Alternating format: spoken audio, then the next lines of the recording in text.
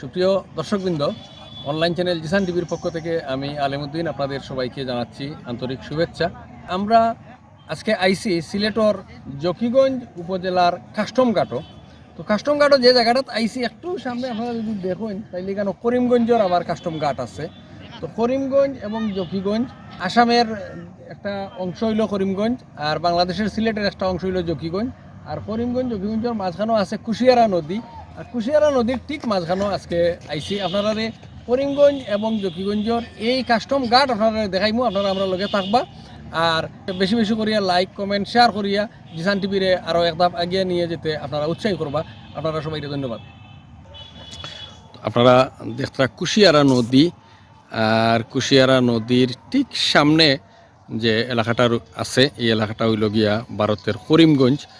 তো করিমগঞ্জের এই যে কাস্টম ঘাট, এটা খুব সুন্দর একটি ঘাট। আমাদের জকিগঞ্জের কাস্টম ঘাট থেকে মানুষজন যারা ভ্রমণে যান এই ঘাট দিয়েই যান নৌকা যুগে, আর যারা আসেন আবার এই ঘাট দিয়েই বাংলাদেশের জকিগঞ্জ দেখতে আসেন ভারতের করিমগঞ্জ থেকে।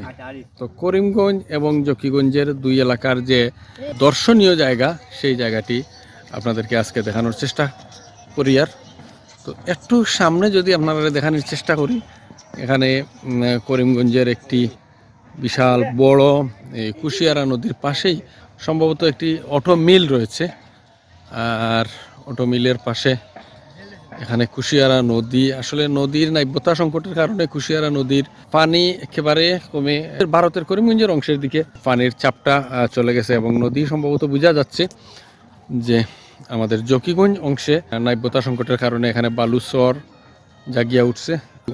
এই করিমগঞ্জের দিকে একটু নদী এগিয়ে যাচ্ছে, আর আমাদের দিকে চর হয়ে বরাট হয়ে আছে। মূলত যে বিষয়টি আপনারা আমরা কইতাম চাই বা দেখাইতাম চাই যে জকিগঞ্জ এবং করিমগঞ্জ একসময় সিলেটেরই একটি অংশ ছিল। আসামের সাথে আমরা সিলেটবাসী একসময় ছিলাম। তো সিলেটের যে অংশটি এখন নদীর ওপারে পড়েছে সেটি হলো করিমগঞ্জ। পাশে রয়েছে হাইলাকান্দি, পাতারকান্দি, বদরপুর এবং শিলচর আর খাসাড়।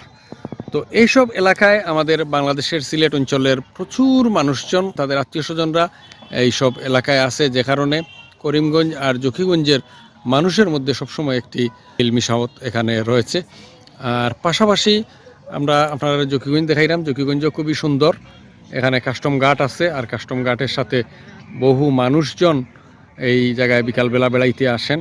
তো আজকেও আসেন বহু মানুষজন এখানে বেড়াইতে। আমরা সেই দৃশ্যটা আপনারা দেখানোর চেষ্টা করলাম। এবং করিমগঞ্জ আর জকিগঞ্জ দুইটা এলাকা, দুইটা গঞ্জ, সেই দুই গঞ্জই আসলে এখানে মানুষ দেখতে আসেন।